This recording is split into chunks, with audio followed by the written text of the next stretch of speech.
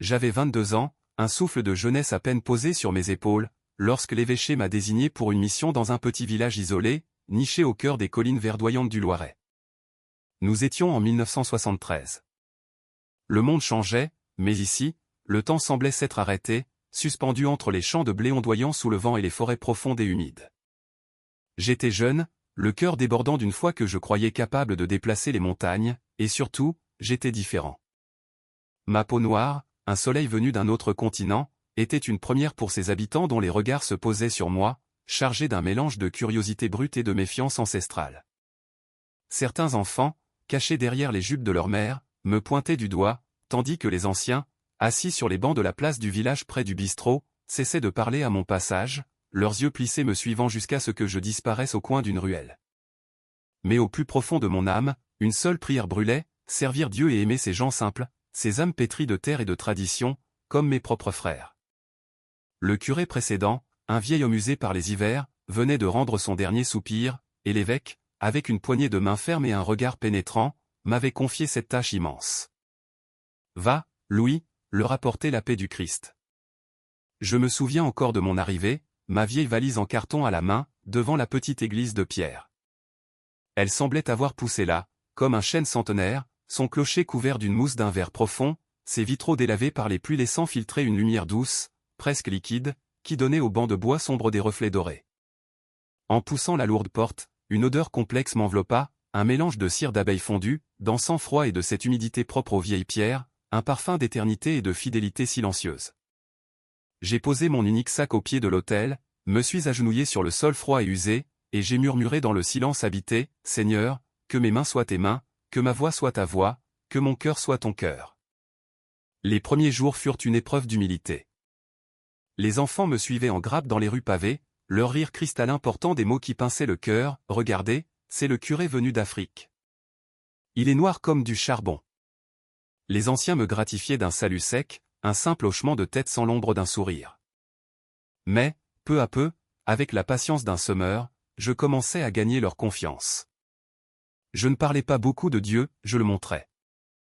J'aidais à réparer les clôtures en bois qui s'effondraient, j'apprenais à traire les vaches dans les étables à l'odeur forte, je lisais à voix haute les lettres des enfants partis à la ville pour les grands-parents aux yeux fatigués.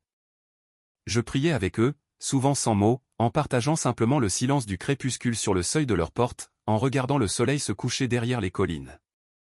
Je sentais que la main de Dieu me guidait, pas à pas, sur ce chemin escarpé.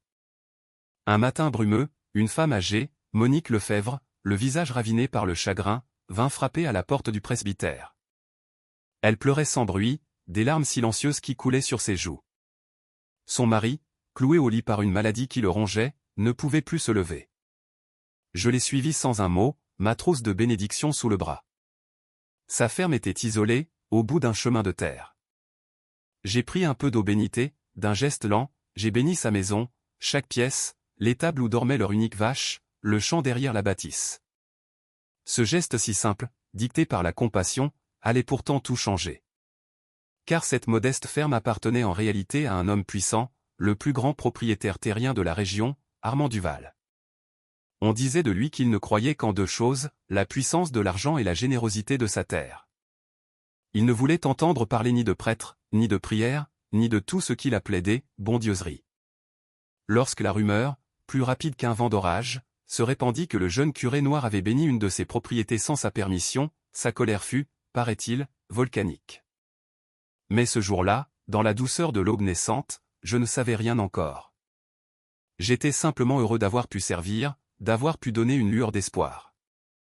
Je ne cherchais pas les honneurs, seulement la lumière de Dieu dans le regard des hommes. Les semaines passèrent, tissant une routine fragile. Un soir, après la messe vespérale à laquelle n'assistaient que quelques vieilles femmes, je restai longuement seul dans l'église vide. Le vent faisait gémir les platanes de la place et trembler les vitraux dans leur sertissage de plomb. Mon regard se posa sur la statue de la Vierge Marie, si belle dans sa simplicité, si douce dans son habit de pierre peinte. Je murmurai dans la pénombre, « Mère, protège cette paroisse. » Les cœurs sont durs comme la pierre de cette église, mais je crois qu'ils peuvent s'ouvrir, qu'ils peuvent changer. C'est alors qu'un frisson intense parcourut mon échine. J'eus l'impression très nette qu'un parfum de rose, irréel en cette saison, flottait dans l'air frais de la nef. Je ne voyais rien, mais je sentis, avec une certitude absolue, qu'elle m'écoutait. Ce soir-là, je compris que ma mission ne serait pas une promenade paisible, mais une véritable épreuve de foi. Le lendemain, la nouvelle de la fureur d'Armand Duval m'arriva, portée par Pierre Martin, l'organiste, un homme bon mais craintif. Le fermier disait partout que j'avais jeté un sort sur ses récoltes pour asseoir mon pouvoir. Sur la place du village, près de la boulangerie où l'odeur du pain chaud flottait, on m'évita. Les enfants qui, la veille encore, me souriaient timidement, furent rappelés d'un geste brusque par leurs parents. Pourtant, dans le petit champ derrière l'église, les épis de blé poussaient droits, dorés, éclatant de vie sous le soleil d'été. Et au fond de moi, une voix me disait que ce n'était pas un sort que j'avais jeté, mais une bénédiction que j'avais appelée. Mais les hommes qui ne croient pas à la lumière craignent ce qu'ils ne comprennent pas. Et moi, jeune prêtre sans autre défense que ma foi, j'allais bientôt en faire la terrible et douloureuse expérience. Le dimanche suivant, la messe de 9 heures s'acheva dans un silence épais, lourd de non-dits. Les fidèles sortirent par petits groupes, chuchotant près du porche moussu, jetant des regards inquiets vers le bout de l'allée. C'est là que je l'aperçus. Une silhouette massive avançait comme un orage qui se forme, sombre et menaçante. C'était Armand Duval.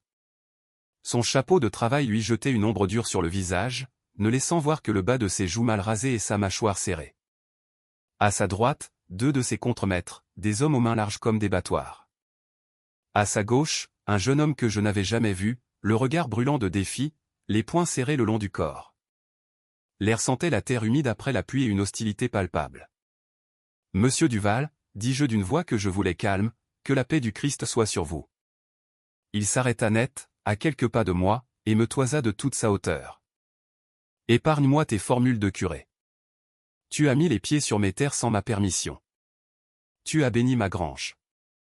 Tu as semé la superstition parmi les esprits faibles. » Je sentis derrière moi la présence tremblante de Monique Lefebvre. Elle osa répondre, d'une voix frêle mais digne, « Monsieur, le père n'a fait que prier pour mon mari malade. » « Taisez-vous, la vieille. » Coupa le jeune homme d'un geste méprisant de la main. « Ici, c'est la raison qui parle, pas les contes de fées pour endormir les enfants. » Je respirai profondément, cherchant les mots justes. Les mots, je le savais, peuvent être des pierres ou des semences. Je ne suis venu imposer rien à personne. J'ai simplement confié vos champs, votre bétail et les vôtres à la bonté de Dieu. La bénédiction n'est pas un acte de magie, c'est une prière d'amour. Un rire bref, c'est comme une branche morte, fendit l'air. Dieu n'a rien à voir avec mes récoltes, gronda Duval. Ce sont mes outils, mes hommes, mon labeur qui les font pousser. Et toi, avec tes simagrées, tu as mis la peur dans les esprits. On raconte déjà que ta croix protège du mauvais œil, que ta statue de plâtre chuchote la nuit. Tu fais reculer le progrès par tes fables d'un autre âge. Je vis alors les visages des paroissiens se détourner, happés par la crainte. La peur n'est pas seulement un cri, elle est parfois ce silence qui consent. Monsieur Duval, repris-je doucement, la foi n'enlève rien à l'effort humain. Au contraire, elle lui donne un sens, elle nous relève quand nous tombons. Si mes prières vous ont offensé, je vous demande pardon, mais je ne peux renier celui qui m'a envoyé ici. Les poings du jeune inconnu se crispèrent davantage. Tu vois, père, dit-il avec une ironie mordante, tu joues déjà au martyr. Et demain, quand la pluie manquera et que la sécheresse craquellera la terre, tu diras que c'est la volonté du ciel. Eh bien nous, on prendra des marteaux et des clous, on t'accrochera à tes propres symboles, et on verra si ton ciel vient te décrocher de là. Un murmure horrifié parcourut le parvis. Je sentis un froid glacial glisser sur ma nuque, mais une paix étrange, une paix nue qui ne venait pas de moi, demeurait au centre de ma poitrine. Je fis simplement le signe de croix en silence, un geste lent et délibéré. Duval, lui, se pencha vers moi, si près que je pouvais sentir son haleine aigre et compter les rides de fatigue creusées autour de ses yeux. « Écoute-moi bien, le prêtre. Tu ne t'approches plus de mes bâtiments. Tu ne touches plus à mon bétail. Tu ne bénis plus rien qui m'appartienne. Si j'apprends que tu organises encore une de tes petites processions, je t'enferme moi-même dans ma grange et je te fais comprendre, à ma façon, comment on redresse une rumeur. » Il tourna les talons. Les 3 hommes s'éloignèrent, leurs bottes écrasant lourdement le gravier de l'allée. Le village, figé, me regardait, attendant une réaction. Je leur offris un faible sourire et je rentrai dans la fraîcheur de l'église. Je m'agenouillai devant l'autel. La nef était habitée par la lumière bleutée des vitraux. Mon cœur battait fort, mais les paroles de l'Évangile me revenaient en mémoire. « Heureux ceux qui sont persécutés pour la justice, Seigneur, murmurai-je, garde ma langue de la colère et mes mains de la violence. Donne-moi ta douceur, même si l'on m'humilie. » Dans la sacristie, Pierre Martin, l'organiste, posa sa main tremblante sur mon épaule. « Mon père, on raconte beaucoup de choses, vous êtes si jeune. Peut-être devriez-vous vous montrer plus discret pendant quelque temps. » « La charité ne se cache pas, Pierre, répondis-je. Mais je ne provoquerai personne. Nous prierons simplement, sans faire de bruit. » Cette semaine-là, chaque jour, je continuais à visiter les malades. Pas de grandes paroles, juste une présence. Un bol de soupe chaude apporté, une lettre lue, un chapelet partagé en silence. Pourtant, la tension montait, palpable, comme une corde qui se tend à se rompre. Un soir, des enfants vinrent me prévenir, à bout de souffle, le visage effrayé. Des hommes, les contremaîtres de Duval, tournaient autour de l'église. Je sortis sur le parvis. Ils s'étaient déjà volatilisés, ne laissant derrière eux que des traces de pas dans la poussière et une petite croix de bois, brisée en deux, comme un avertissement silencieux. Le jeudi, la pluie tomba enfin, une pluie fine et régulière, une bénédiction pour les sillons assoiffés. Les femmes souriaient sous leurs foulards, mais à la ferme de Duval, la rumeur disait que des planches avaient été retrouvées, fraîchement préparées, 2 poutres croisées, des cordes neuves. Le bruit courut que le jeune inconnu qui accompagnait le fermier s'appelait Victor, un parent éloigné revenu de la ville, le crâne rempli d'idées dures sur la religion. C'était lui, disait-on, qui soufflait sur les braises de la colère d'Armand. Je ne dormis presque pas cette nuit-là. Je priais devant la petite statue de la Vierge Marie, posée dans une niche de pierre. Une simple bougie vacillait, projetant une clarté tremblante sur son visage paisible. « Mère, vous qui avez suivi votre fils sur la route du calvaire, apprenez-moi à aimer ceux qui me menacent.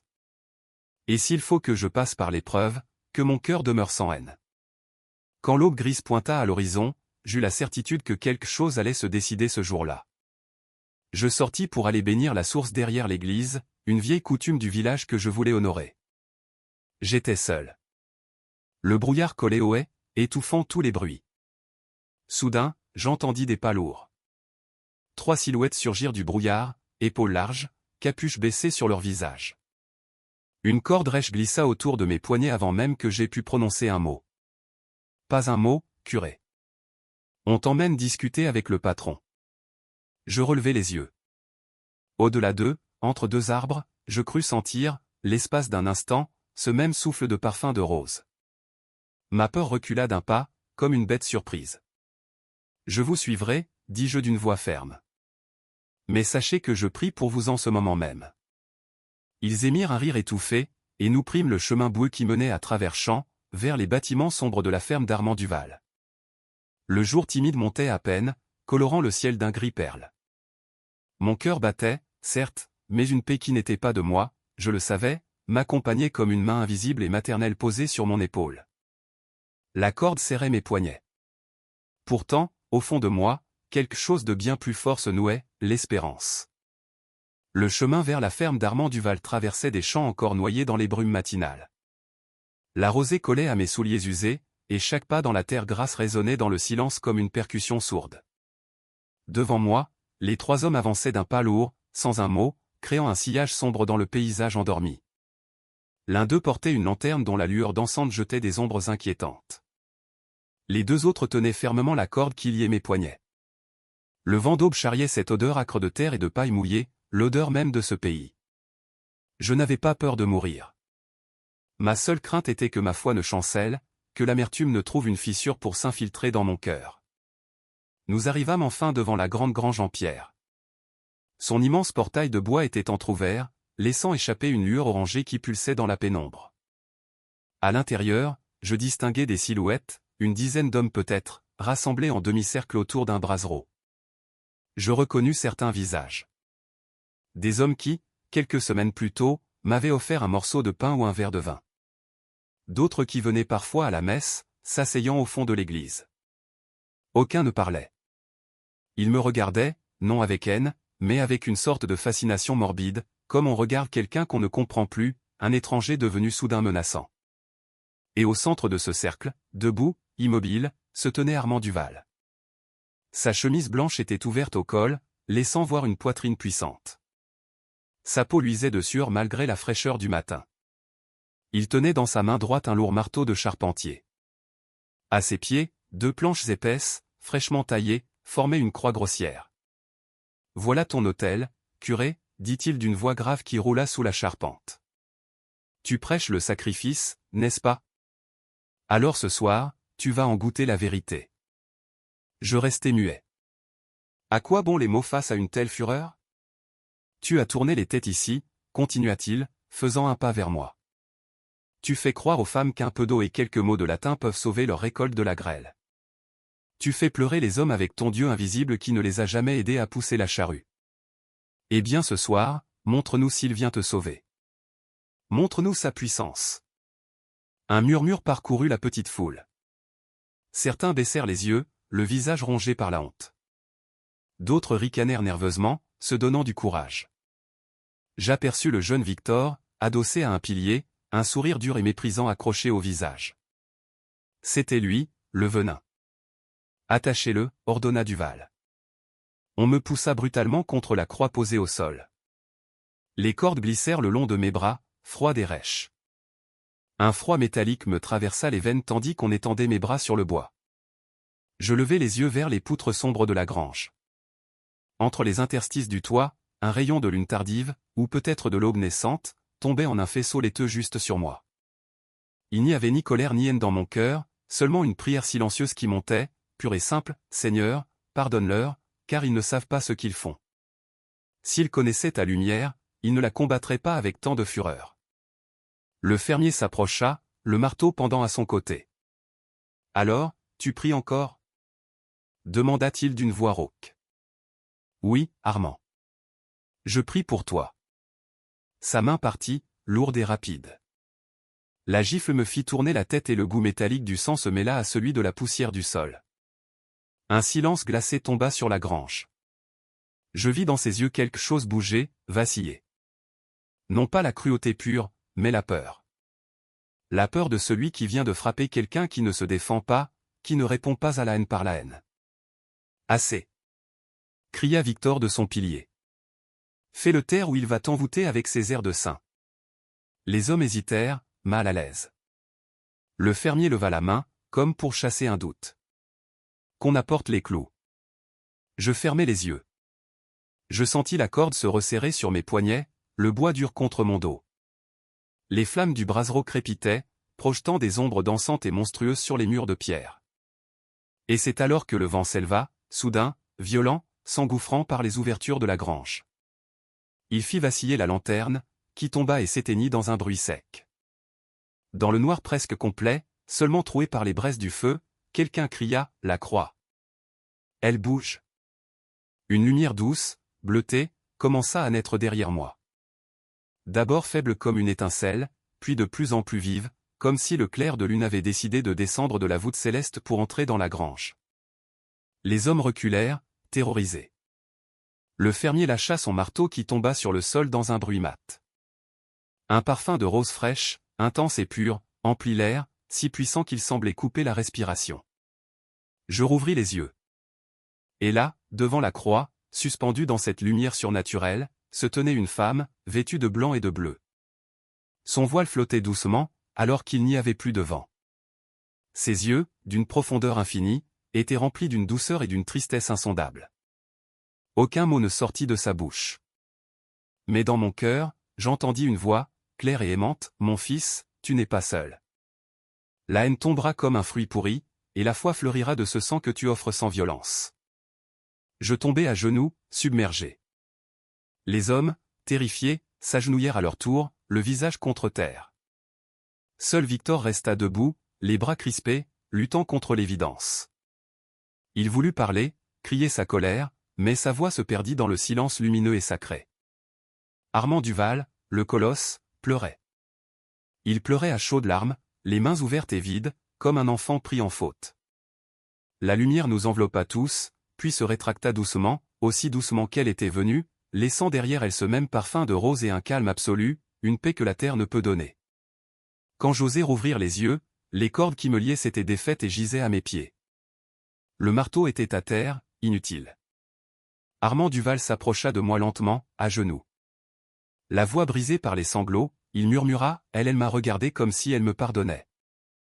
Je posai ma main sur son épaule massive et tremblante. Elle t'a vu comme une mère voit son fils perdu, Armand. Et elle t'appelle par ton nom. Personne ne parla plus cette nuit-là. Les hommes sortirent un par un, tête basse, sans oser me regarder. Seul le feu continuait à brûler faiblement, comme une veilleuse dans une chapelle improvisée par le ciel. Je restai là, agenoué, tandis que le fermier, encore secoué de tremblements, fit glisser la croix contre le mur. Ses lèvres murmurèrent, presque sans voix, « Pardon, mon père, pardon ». Et au loin, à travers les planches disjointes de la grange, je crus entendre le chant d'un coq annonçant l'aube d'un jour nouveau. L'aube s'étira sur la ferme comme un linge clair et propre posé sur des épaules fatiguées. Après cette nuit de stupeur et de grâce, nous restâmes longtemps assis près des braises mourantes, Armand et moi, sans oser rompre le silence sacré qui avait suivi l'apparition. Dehors, les coqs chantaient à pleine voix, célébrant un jour qui n'était plus tout à fait le même. Dans la grange, une odeur de rose persistait, douce et tenace, comme si la lumière bleutée avait laissé son sillage imprégné dans le vieux bois et la paille. Armand fixait ses mains calleuses, ses mains qui avaient failli devenir les instruments d'un meurtre sacrilège. Elles tremblaient encore. Quand il parla enfin, sa voix était fendue par une émotion qui semblait venir du fond des âges. « Mon père, j'ai porté tant de colère en moi. Contre Dieu, que je tenais pour responsable de la mort de mon père. Contre les hommes, que je jugeais faibles. Contre moi-même. Je croyais être fort parce que je ne pliais jamais. Mais je n'étais qu'un homme perdu dans une forteresse de solitude. Cette nuit, elle m'a regardé comme ma propre mère me regardait quand j'étais enfant et que j'avais fait une bêtise. Sans colère. Juste avec de la peine. J'ai compris que je n'avais pas besoin d'écraser la foi des autres pour me sentir vivant. Je posai la paume de ma main sur la croix de bois brute, appuyée contre le mur. Le bois était tiède, comme s'il avait gardé le souffle de la grâce. Armand, Dieu n'a pas honte de toi. Il t'attendait au détour de ta colère. La Vierge ne vient pas pour humilier le pécheur, mais pour le relever. Voulez-vous commencer une nouvelle vie? Ses yeux, rougis par les larmes, brillèrent d'une lueur nouvelle. Oui, mon père. Mais comment? J'ai fait tant de mal. J'ai allumé le feu de la peur dans ce village. Dites-moi ce que je dois réparer. Je lui proposai de venir à l'église, dès le lever du soleil, pour prier en silence. Il hocha la tête avec la docilité d'un enfant. Nous sortîmes de la grange. L'herbe perlait de rosée et les premières fumées des cuisines montaient droit vers le ciel clair. À quelques pas, Victor nous observait, les bras croisés, le visage fermé et pâle. Il cracha au sol, puis lança, la voix chargée de mépris, tour de charlatan. Vous verrez, cette illusion passera avec la pleine lumière du jour. Armand ne répondit pas, mais je sentis à son regard que la bataille ne serait pas simple. Toute conversion est une aurore, mais l'ombre de la nuit recule toujours à regret. À l'église, la petite nef baignait dans une clarté opaline. J'avais placé la statue de la Mère de Miséricorde sur un coin de l'autel et allumé 2 simples bougies. Armand s'agenouilla lourdement sur le prie-Dieu, comme s'il portait le poids de toute sa vie. Les mots lui manquaient. Alors, je commençai une prière simple, presque murmurée, laissant de longues pauses où le cœur peut parler mieux que la bouche. À mi-voix, il confia ses blessures secrètes, la mort brutale de son père, les dettes qui avaient failli emporter la ferme, la honte d'avoir été pauvre jadis, et sa rage de ne plus jamais plier devant personne. Il avait bâti sa force comme un rempart contre le monde, et ce rempart était devenu sa prison. Quand il se releva, son visage semblait plus clair, comme débarrassé d'une suie invisible qui l'assombrissait. « Mon père, je veux que tout le village sache que j'ai eu tort. Aidez-moi à demander pardon. » La nouvelle de sa conversion courut vite, non par les cris, mais par ces chemins secrets où la grâce se répand comme une onde. Les femmes arrivèrent les premières, méfiantes, leurs châles serrés sur leurs épaules. Puis vinrent les hommes, restant d'abord à distance. Je montai sur la petite marche du chœur. Armand, à mes côtés, joignit ses mains. « Gens du village, dit-il d'une voix forte mais tremblante. J'ai voulu faire taire Dieu parce que j'avais peur de sa voix dans mon cœur. J'ai menacé un prêtre innocent. J'ai voulu le crucifier dans ma propre grange. Cette nuit, la Sainte Vierge est venue. Elle est venue dans ma grange et elle m'a regardé comme une mère regarde son fils égaré. Je vous demande pardon à tous. Et si quelqu'un ici a une dette envers moi, qu'il vienne me voir. Nous remettrons ce que nous pourrons. Je m'engage devant vous à reconstruire de mes mains la vieille chapelle en ruine au sommet de la colline. Je veux que cette terre que j'ai durcie de mes propres mains redevienne un lieu de paix. Un silence frémissant suivit ces paroles. On entendit d'abord un raclement de gorge, puis des pas. Monique Lefebvre s'avança, un chapelet usé entre les doigts. Monsieur Duval, si la Mère de Dieu elle-même est venue, qui suis-je pour vous juger? Que Dieu vous bénisse. Un à un, les gens s'approchèrent. Certains posèrent une main sur l'épaule d'Armand. D'autres se contentèrent d'un signe de tête, encore stupéfaits. Je vis des yeux mouillés, mais aussi des lèvres qui restaient serrées. On ne renonce pas à la peur et à la méfiance en une seule matinée. Victor était resté dehors, le bras tendu contre le chambranle de la porte, refusant d'entrer dans ce qu'il considérait comme une scène d'hystérie collective. Il lança à mi-voix, « Vous êtes tous faibles. Il vous suffit d'un parfum et d'une lueur pour oublier la raison. » Je m'approchai de lui. La raison n'est pas l'ennemi de la foi, mon ami, elle l'éclaire. Mais le cœur a besoin de vérité autant que d'arguments. Si un jour tu veux parler, la porte de mon presbytère est ouverte. Il détourna la tête, piqué au vif, sans répondre. Dès l'après-midi, Armand mit ses hommes au travail. Non plus pour dominer la terre, mais pour la rebâtir. On dégagea les pierres moussues de l'ancienne chapelle. On dressa des échafaudages. Les jeunes portaient les seaux de mortier en riant. Les vieilles, assises à l'ombre, récitaient le rosaire. Les coups de marteau sur la pierre sonnaient comme des avés. Chaque clou planté dans le bois de la charpente me semblait une réparation symbolique au marteau levé dans la grange. Au fronton, Armand voulut graver ces mots simples, à la Mère de miséricorde qui nous a visités. Le soir venu, nous organisâmes une courte veillée dans l'église. Pas de grands discours, seulement le chant des pauvres, ces cantiques aux notes simples qui ont appris à pleurer et à espérer tout ensemble. Au milieu d'un cantique, un souffle tiède traversa la nef et je sentis à nouveau, discret et fugace, le parfum des roses. Je levai les yeux vers la statue. Sa joue de pierre semblait plus douce, ses traits peints plus vivants. Était-ce la lumière des bougies ou la foi qui faisait voir ainsi? Armand s'approcha de moi avant de partir. Demain, j'irai chez les métayers que j'ai pressurés. Je réduirai les loyers. Et si vous l'acceptez, mon père, je voudrais me confesser pour la première fois depuis 30 ans. Je lui serrai la main longuement. Demain, Armand. Dieu achève toujours ce qu'il commence. Quand la nuit se posa sur la campagne, le village n'était plus tout à fait le même. Les chiens aboyaient moins, les voix portaient plus loin. Dans les maisons, on parlait bas. On se demandait si, vraiment, le ciel avait frôlé notre terre. Et dans mon cœur, une certitude naissait, la grâce avait trouvé une brèche. Elle s'y engouffrait, patiente, têtue, prête à irriguer jusqu'aux pierres les plus dures. Restaient les résistances, restaient les blessures anciennes, restaient les épreuves qui, je le pressentais, reviendraient nous chercher. Mais désormais, le village avait vu.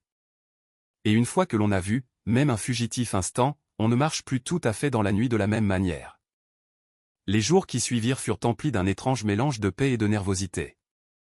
La chapelle se relevait pierre après pierre, un chantier joyeux où les rires se mêlaient au bruit des truelles.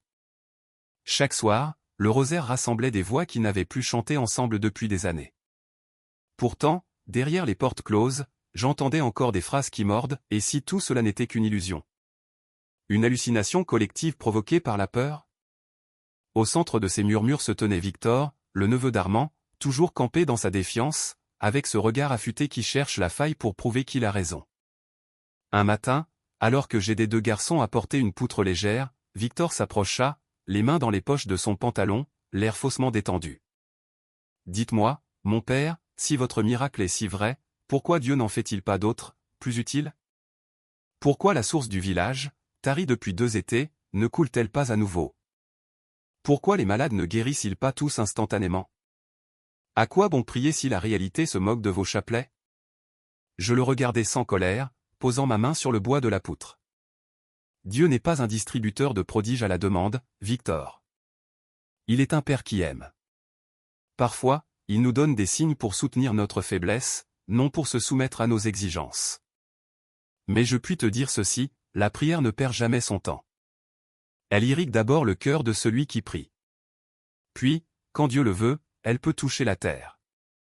Il eut un sourire sceptique. Très bien. Alors, faisons une expérience, une vraie. Ce soir, réunissez tout votre monde. Priez pour la source. Si demain, à l'aube, l'eau coule, je me tairai à jamais. Sinon, vous admettrez que vous vous êtes laissé bercer par une belle histoire, et vous cesserez d'enfermer ce village dans vos comptes. Je savais que l'épreuve était un piège. La foi n'est ni une loterie, ni un pari. Mais je sentais aussi que refuser aggraverait la suspicion et diviserait le village. J'acceptais, avec une seule condition. Nous prierons, Victor. Non pour forcer la main de Dieu, mais pour nous rendre disponibles à sa volonté. S'il veut nous accorder ce signe, nous lui rendrons grâce. S'il garde le silence, nous lui rendrons grâce aussi, pour nous avoir appris la patience. Il haussa les épaules. À ce soir, alors. La nouvelle courut plus vite qu'un vent de moisson. À la tombée du jour, la chapelle encore inachevée était pleine. Les murs nus reflétaient la lumière vacillante de centaines de bougies apportées par les fidèles. Armand s'était agenouillé au premier rang, les yeux humbles et attentifs. Des enfants se blottissaient contre leur mère. Des hommes, mal à l'aise, tenaient leurs casquettes entre leurs mains. Victor, fidèle à lui-même, était resté debout au fond, adossé à la porte, comme pour pouvoir s'éclipser à tout moment. Je plaçai la petite statue de la Vierge sur une caisse en bois renversée, notre autel provisoire, et je proposai que chacun apporte une goutte d'eau dans un grand bol de terre cuite. Une eau précieuse, économisée dans les maisons, symbole de notre soif commune. Certaines femmes, en versant leur part, y mêlèrent quelques larmes, et je ne sus dire si c'était de ferveur ou de fatigue. Nous commençâmes le rosaire. Lentement. Une dizaine après l'autre, les voix s'unissant, d'abord timides, puis plus assurées. À la troisième dizaine, un parfum de rose, léger mais distinct, traversa la nef comme un souffle. Les prières se firent plus basses, plus profondes. Je ressentis cette paix vive, cette présence intense qui n'est pas de nous. Au dernier, je vous salue Marie, le silence fut si grand que l'on entendait le bois de la charpente craquer. Je pris le bol contenant l'eau de nos soifs et de nos larmes, et avec Armand et deux jeunes, nous marchâmes vers la source, derrière l'église, suivis en procession silencieuse par tout le village. La nuit poudrait les haies d'un bleu doux. Arrivé au bassin de pierres sèches, envahi par les herbes folles, le cœur me battait. Non de peur du résultat, mais du poids de l'espérance de tous ces gens. Je posai le bol sur la margelle, tracai un signe de croix au-dessus de la pierre aride et dis simplement, « Mère, nous n'avons pas soif d'eau avant d'avoir soif de Dieu. Si votre Fils veut bien toucher notre terre, qu'il le fasse pour convertir nos cœurs, non pour satisfaire notre curiosité. » Je versai les quelques gouttes du bol au creux des pierres. Rien ne se passa d'abord. Le silence, une seconde plutôt plein d'attente, frôla le découragement. J'entendis Victor soupirer, un son de triomphe contenu. Et c'est alors que le vent tomba net, comme si quelqu'un avait fermé une porte invisible. Un bruissement monta des profondeurs de la terre. Léger, presque timide, tel un fil de soie qu'on tire. Les enfants se hissèrent sur la pointe des pieds. Un filet d'eau translucide apparut entre deux pierres, puis un autre, puis un troisième. L'eau glissa sur la mousse, traçant une veine lumineuse dans l'ombre. Elle ne jaillissait pas avec force. Elle recommençait à vivre. Personne ne cria. Un recueillement profond serra la foule. Des mains se joignirent. Armand tremblait de tout son corps. Les vieux, les plus sceptiques, s'agenouillèrent sans un bruit dans l'herbe humide. Le filet d'eau grossit un peu, juste assez pour remplir une petite écuelle que je tendis. J'y plongeai mes doigts et fis le signe de croix au-dessus du village. L'odeur de rose revint, subtile, mêlée cette fois à la fraîcheur de l'eau de rivière. Victor s'avança enfin, sortant de l'ombre. Son visage n'était plus dur, seulement pâle et bouleversé. « C'est peut-être la nappe phréatique qui remonte, dit-il, comme pour se protéger une dernière fois. » Puis il ajouta, plus bas, presque pour lui-même, « Ou bien, c'est moi qui ai soif depuis trop longtemps. » Je lui tendis l'écuelle. Bois, frère. Personne ici ne t'accuse. Il but une gorgée, les yeux fermés, comme un homme qui retrouve une langue maternelle oubliée. Quand il les rouvrit, il ne parla pas. Il fit simplement un signe de tête, humble et grave, et se retira un peu en arrière, laissant les enfants remplir de petites bouteilles pour les malades du village. Nous restâmes là tard dans la nuit, à remercier en silence. Je rappelai à tous que ce signe n'était pas un trophée, mais un appel. Un appel à se convertir chaque jour, à réduire les dettes injustes, à réconcilier les familles brouillées, à soutenir les plus pauvres, à prier non plus par peur du châtiment, mais par amour. En rentrant au presbytère, je me retournai une dernière fois vers la source. La lueur de la lune y posait une clarté blanche. L'eau murmurait doucement, comme une prière qu'on répète sans jamais se lasser. Je sus alors que la mer nous accompagnait, non pour flatter notre curiosité des miracles, mais pour nous enseigner la patiente fidélité de l'amour. Les jours s'allongèrent avec la fin de l'été. Dans les champs, les épis dorés se balançaient doucement, et le murmure de la source renaissante accompagnait désormais la vie du village. Chaque habitant venait y remplir des seaux, parfois pour boire, parfois seulement pour rester un instant à genoux devant cette eau qu'ils savaient maintenant bénie. Les enfants y jouaient en riant, et les mères leur rappelaient de ne pas trop s'approcher, comme si le lieu exigeait un respect nouveau. Seul Victor demeurait en retrait. Il venait souvent à la source, mais jamais lorsqu'il y avait du monde, à l'aube ou au crépuscule. Je l'observais parfois de loin. Il s'agenouillait, touchait la pierre humide, restait immobile quelques secondes, le visage grave, puis repartait sans un mot. Il évitait mes yeux, comme un homme encore en lutte avec lui-même. Pourtant, quelque chose en lui avait changé. Ses gestes n'avaient plus la dureté d'autrefois. On aurait dit qu'il marchait plus lentement, comme quelqu'un qui réapprend à écouter le monde autour de lui. Un soir, alors que je rangeais la sacristie après la prière, j'entendis des pas hésitants derrière moi. C'était lui. Il se tenait sur le seuil, les mains jointes, le visage baigné d'une lumière timide venue du couchant. « Mon père, je ne dors plus. » Depuis cette nuit à la source, il y a des images qui reviennent sans cesse, l'eau, les roses, la lumière et une voix, pas forte mais insistante, qui me dit « Donne de toi-même. » Que dois-je faire de ça? Ce n'est pas la raison qui parle. Je lui souris doucement. Ce que tu entends, Victor, ce n'est pas une illusion. C'est l'appel que tout homme reçoit un jour, quand il commence à aimer vraiment. Peut-être que la Vierge t'invite à réparer, à ta manière. Réparer, répéta-t-il en baissant la tête. Comment réparer un cœur que j'ai brisé, une fois que j'ai méprisé? Par le service, Victor. La charité rend à l'homme la paix que l'orgueil lui avait volée. Viens demain avec moi. Nous irons visiter les malades. Il hésita un instant, puis accepta d'un signe de tête. Le lendemain, sous un ciel clair, nous partîmes à pied vers la petite ferme des Morans, où une femme âgée souffrait d'une toux sévère qui l'épuisait. Victor portait le panier de provisions. Il ne disait rien, mais ses yeux s'attardaient sur les choses simples, un enfant qui riait sur le bord du chemin, une colombe qui s'envolait d'un toit. Dans la maison sombre, il aida à allumer le feu dans la cheminée, offrit un verre d'eau à la malade, écouta son histoire sans l'interrompre. Avant de partir, il prit la main ridée de la vieille femme. « Madame, j'ai été injuste avec la foi. Mais si votre prière peut encore accueillir un égaré, priez aussi pour moi. » Elle lui sourit, ses yeux brillants de larmes. « Dieu aime ceux qui reviennent, mon garçon. Il t'attendait depuis longtemps. » Sur le chemin du retour, Victor demeura silencieux. Puis, d'une voix basse, il me confia, « J'ai cru toute ma vie que la force, c'était de ne rien devoir à personne. Mais aujourd'hui, dans cette maison, j'ai compris que le vrai courage, c'est d'oser demander pardon. » Cette nuit-là, un événement bouleversa à nouveau le village. Vers minuit, une lumière étrange, douce et bleutée, enveloppa la chapelle encore inachevée. Les habitants, réveillés en sursaut, crurent à un incendie. Mais en arrivant sur la place, ils ne trouvèrent ni flamme ni fumée, seulement le parfum intense des roses et cette clarté douce qui semblait émaner de la statue de la Vierge. L'un des ouvriers jura avoir vu la main de la statue se tourner lentement vers la source, comme pour la bénir une nouvelle fois. Quand Armand vint me chercher, son visage rayonnait. « Mon père, c'est elle. Elle veille encore sur nous. » Le lendemain, la source coulait plus abondamment, et son eau était d'une limpidité nouvelle. Des malades commencèrent à venir des villages voisins. Certains disaient avoir retrouvé des forces, d'autres, plus simplement, la paix du cœur. Je rappelais sans cesse que le miracle le plus grand n'était pas dans l'eau, mais dans les cœurs qui s'étaient ouverts à l'amour. Victor, lui, passa dès lors des journées entières à aider au chantier de la chapelle.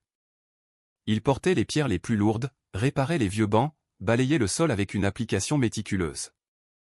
Quand je lui proposais de se reposer, il répondait « J'ai assez dormi dans le péché, mon père. Maintenant, je veux veiller dans la grâce. » Chaque soir, avant de rentrer, il s'arrêtait longuement devant la statue de la Mère de Miséricorde. Parfois, je l'entendais murmurer « Merci de ne pas m'avoir abandonné dans mon orgueil. » Un dimanche, à la fin de la messe, il s'avança publiquement vers l'autel. Le silence se fit, total. Je m'appelle Victor Duval. J'ai douté. J'ai blasphémé. J'ai voulu briser ce que Dieu voulait guérir. Mais la mère de Jésus m'a parlé dans le silence, et son fils m'a pardonné. Je ne mérite pas cet amour, mais je veux consacrer le reste de ma vie à en être digne. Les fidèles pleuraient doucement. Armand, ému, posa sa main sur l'épaule de son neveu, un geste de père. Au même instant, les cloches, dans le petit clocher, se mirent à sonner d'elles-mêmes, portées par un vent soudain venu de la colline. Et dans ce son clair et joyeux, nous sentîmes tous, comme une caresse invisible, que le ciel venait d'accueillir un nouveau cœur réconcilié. Ce soir-là, le village tout entier pria ensemble à la source. L'eau, illuminée par les lanternes, reflétait les visages des hommes, des femmes, des enfants, enfin unis par une même espérance. J'entendis Victor chuchoter à mes côtés, « Elle est là. Je le sais maintenant. Elle ne nous quitte jamais. » Et moi, dans la lumière tremblante, je compris que le vrai miracle n'était pas d'avoir vu la Vierge, mais d'avoir vu renaître l'amour entre des hommes qui, la veille encore, étaient divisés par la haine. Le bruit du miracle franchit bientôt les collines du Loiret. Des voyageurs, venus parfois de loin dans leur vieille voiture, descendaient jusqu'au village pour voir la source bénie, boire son eau ou simplement prier dans le silence de la chapelle neuve. Les paysans, d'abord gênés par cet afflux, finirent par s'y habituer. Ils vendaient quelques bougies, des petits chapelets faits à la main durant les longues veillées d'hiver, et surtout, ils racontaient l'histoire, encore et encore, avec des voix tremblantes d'émotion. Chaque soir, lorsque je célébrais la messe, la nef débordait. Certains entraient pieds nus en signe de pénitence, d'autres déposaient des fleurs des champs, des objets de famille, des lettres écrites avec une application d'enfant. L'air sentait la cire chaude et les roses fraîches qu'on apportait sans cesse au pied de la statue de la Vierge. Et au milieu de ce flot humain, je voyais Victor, toujours discret, agenouillé à la dernière rangée. Sa conversion silencieuse et laborieuse touchait les cœurs plus que 1000 sermons. Mais là où la foi se lève avec force, la suspicion ne tarde jamais à pointer. Un matin, une calèche administrative s'arrêta devant le presbytère.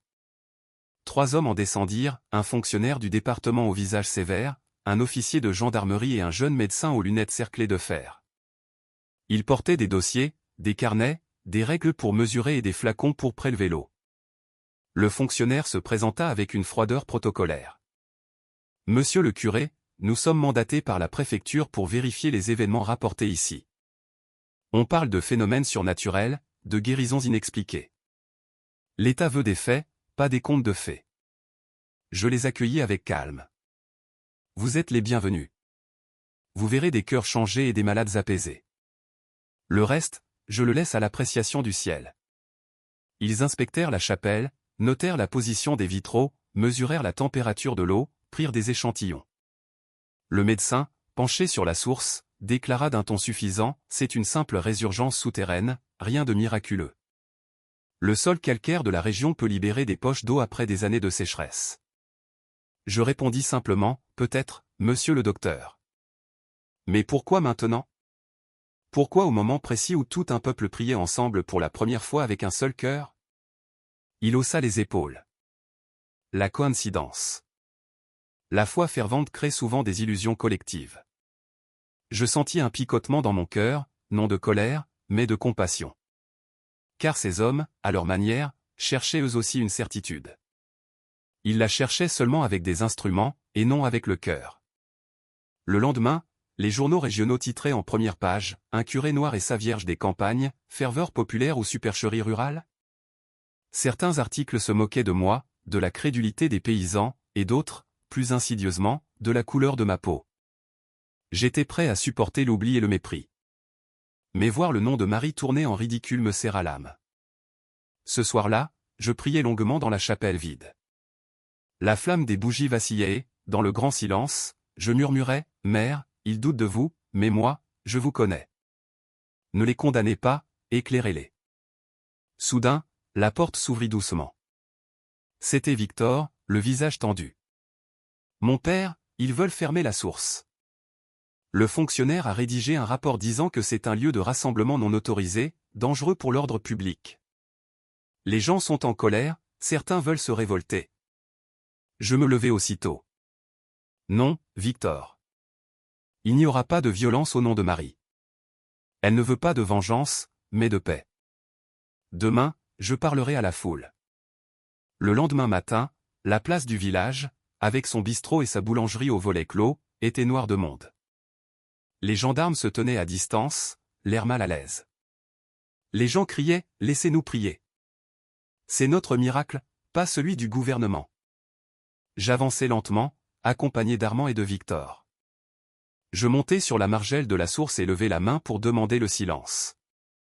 Mes frères, mes sœurs, ne laissez pas le démon de la colère détruire ce que la grâce a bâti. Si cette eau vient de Dieu, nul homme ne pourra la faire taire.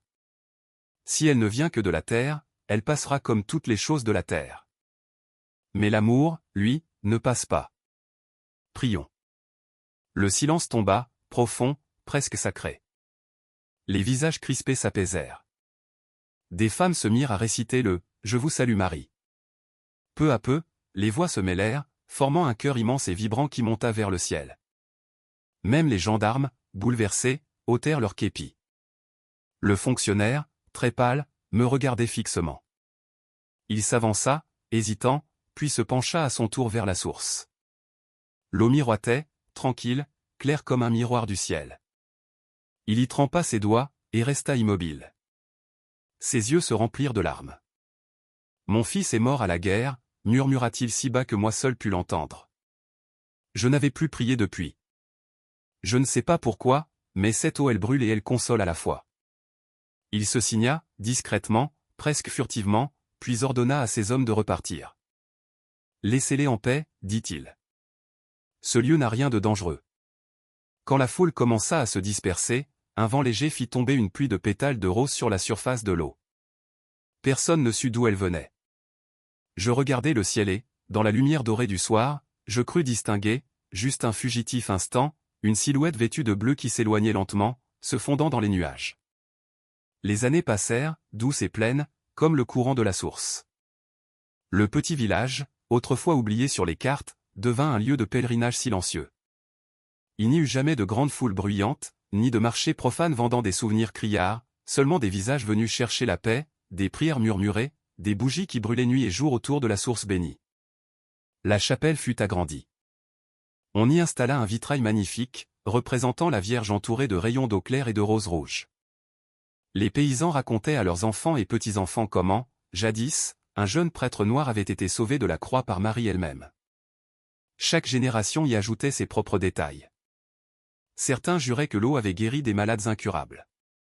D'autres que des pèlerins y avaient retrouvé la foi perdue après des années d'errance. Moi, je ne corrigeais personne. Les légendes, quand elles naissent du cœur d'un peuple, ne mentent pas. Elles traduisent l'espérance mieux que tous les livres de théologie. Armand Duval mourut paisiblement 10 ans après les événements, le chapelet usé entre ses doigts. Son dernier mot, dit-on, fut « merci ». Son neveu Victor, devenu un homme humble et doux, lui succéda à la tête de la ferme. Mais il vivait pauvrement, partageant presque tous ses revenus avec les nécessiteux de la région. On disait qu'il passait des nuits entières à prier seul à la source. Certains affirmaient même avoir vu plus d'une fois une lumière bleue flotter autour de lui lorsqu'il priait. Moi, j'avais vieilli. À 74 ans, mes pas étaient devenus lents, mais mon cœur était resté jeune. Je célébrais la messe assis, ma voix tremblante résonnant dans la nef silencieuse et attentive. Chaque matin, avant même le lever du soleil, je descendais jusqu'à la source. J'y plongeais mes doigts ridés, traçais le signe de croix sur mon front et disais simplement « Mère, me voici encore ». L'eau, toujours aussi claire, semblait vivante. Parfois, elle frémissait sans qu'il y ait de vent, comme si un souffle invisible la caressait. Le parfum de rose persistait, même en hiver, même sous la neige. Un jour, un jeune séminariste, tout frais émoulu de ses études, vint me voir.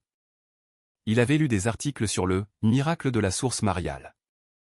Il voulait comprendre. « Mon père, me dit-il avec l'ardeur de la jeunesse, croyez-vous vraiment que la Vierge soit apparue ici ?» Je lui souris. « Mon fils, ce n'est pas la bonne question. La vraie question n'est pas « est-elle apparue ?», mais « que s'est-il passé dans nos cœurs ?» L'homme qui ne croyait en rien a pleuré. Le neveu qui blasphémait a appris à aimer. Le village qui doutait prie chaque soir ensemble. Crois-tu que tout cela puisse venir d'une simple nappe phréatique ? Il baissa les yeux et murmura, « Non, mon père. » Alors voilà ta réponse. Marie n'a pas besoin d'être vue pour agir. Quand elle passe, les âmes se relèvent. Je lui racontai toute l'histoire lentement, sans rien omettre. La croix dressée, la lumière bleue, l'eau qui recommença à couler. À la fin, je conclus, j'étais jeune, naïf peut-être. Mais je sais une chose, la Vierge n'a pas sauvé un homme ce jour-là. Elle a sauvé un peuple entier du désespoir. Le soir, je m'assis près du feu avec Victor dans le presbytère. Il avait vieilli lui aussi, ses cheveux étaient devenus gris, ses mains marquées par le travail de la terre. « Mon père, dit-il doucement, je crois que le temps approche pour vous de rejoindre celle que vous avez tant servie. » Je souris. « Oui, mon ami. Mais je ne partirai pas triste. Regarde par la fenêtre. La foi vit ici. C'est tout ce que je désirais. Cette nuit-là, je ne dormis pas. J'étais paisible, mais un sentiment étrange m'envahissait, comme si une voix m'appelait doucement. Vers 3 heures du matin, je pris ma vieille lanterne et descendis une dernière fois vers la source. La lune baignait la vallée d'une lumière argentée. L'eau brillait comme un miroir. Je m'agenouillai sur la pierre froide. Mère, merci. J'ai failli douter parfois, mais vous ne m'avez jamais laissé seul. Un vent tiède se leva soudain. Le parfum des roses, plus intense que jamais, emplit de nouveau l'air. Devant moi, une lueur bleue se forma, douce, ondoyante, jusqu'à dessiner la silhouette familière. C'était elle. Pas éclatante et glorieuse, mais paisible, comme une mère qui veille son enfant endormi. Elle me regarda longuement. Aucune parole ne fut dite, mais dans mon cœur, j'entendis clairement, « Viens, mon fils. Ton œuvre est accomplie. » Je déposai la lanterne sur la pierre et m'agenouillai plus bas, incapable de retenir mes larmes de joie. Le monde semblait s'effacer doucement, ne laissant que cette lumière, cette eau et ce parfum de paix éternelle. Au matin, on me trouva là, à genoux, la tête inclinée, un léger sourire sur le visage. L'eau de la source ruisselait sur mes doigts, comme un dernier baptême. Et juste au-dessus de moi, accrochée à la croix de pierre, une rose rouge parfaite, fraîchement éclose, que personne n'avait mise là. Je m'appelle Victor Duval et j'ai aujourd'hui 69 ans. Depuis 40 ans, je veille sur ce lieu où la Vierge Marie a touché la terre de ses pieds. Chaque matin, j'ouvre les volets du presbytère et le parfum des roses me parvient, le même que celui de cette nuit où tout a commencé. Le Père Louis, mon ami, mon guide, dort à présent sous le grand chêne derrière la chapelle. Sur sa tombe, l'herbe pousse verte même en hiver, et les pèlerins y déposent souvent une rose rouge sans qu'on leur dise pourquoi. Ils savent. Quand il est parti, le village entier s'est réuni autour de la source. Le ciel était d'un bleu si pur qu'il semblait lavé par les larmes.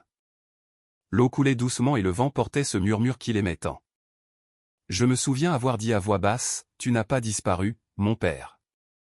Tu t'es seulement fondu dans la lumière. » Depuis ce jour, c'est moi qui raconte l'histoire. Non pour me glorifier, mais pour témoigner. Les gens viennent de loin, certains sont sceptiques, d'autres bouleversés. Je ne cherche plus à convaincre.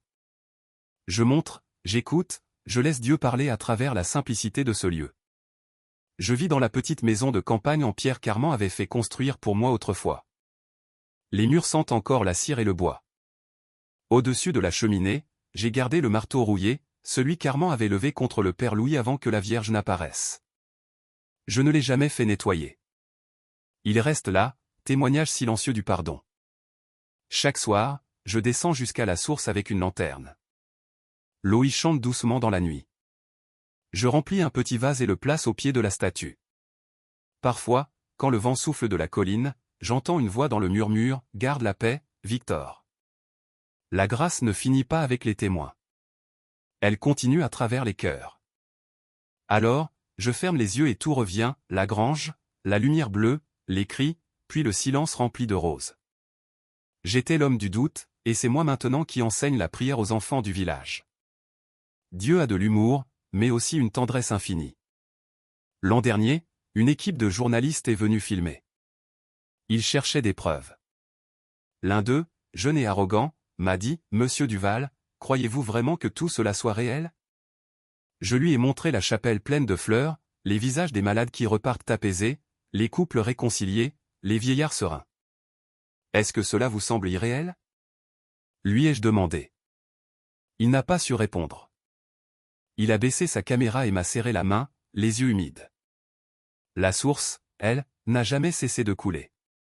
Même lors de la grande sécheresse de 2003, alors que les rivières s'évaporaient, elle continuait, mince filet de cristal. Les scientifiques venus l'examiner disaient ne pas comprendre.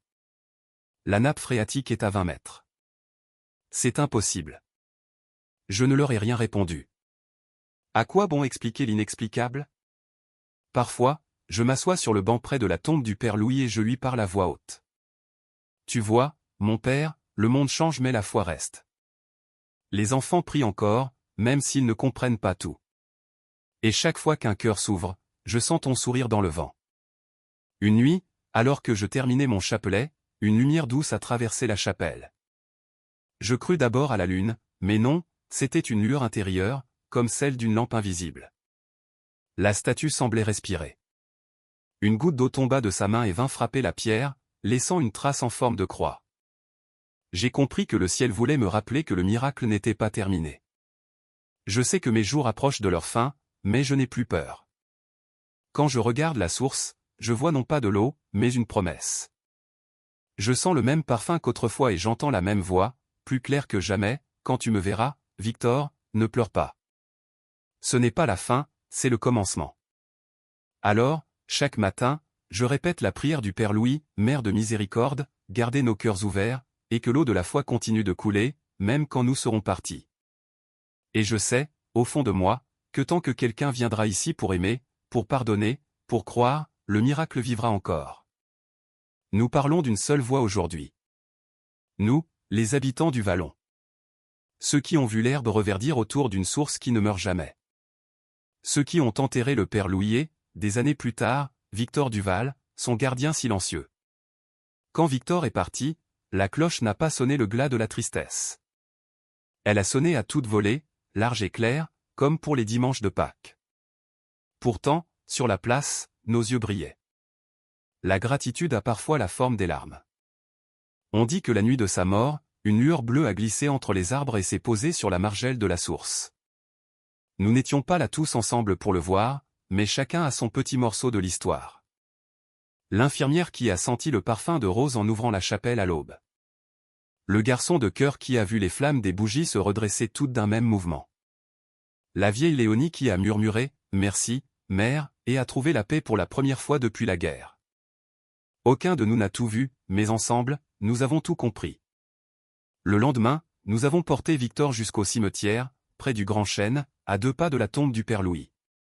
Le cortège avançait lentement, ponctué par le murmure des « Je vous salue Marie ». L'eau de la source coulait plus fort, comme si elle savait. Sur le cercueil, nous avons déposé le vieux marteau rouillé. Non pour glorifier la violence d'autrefois, mais pour rappeler à tous que le pardon a toujours le dernier mot.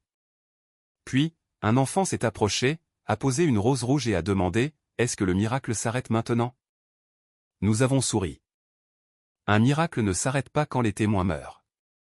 Il change simplement de main.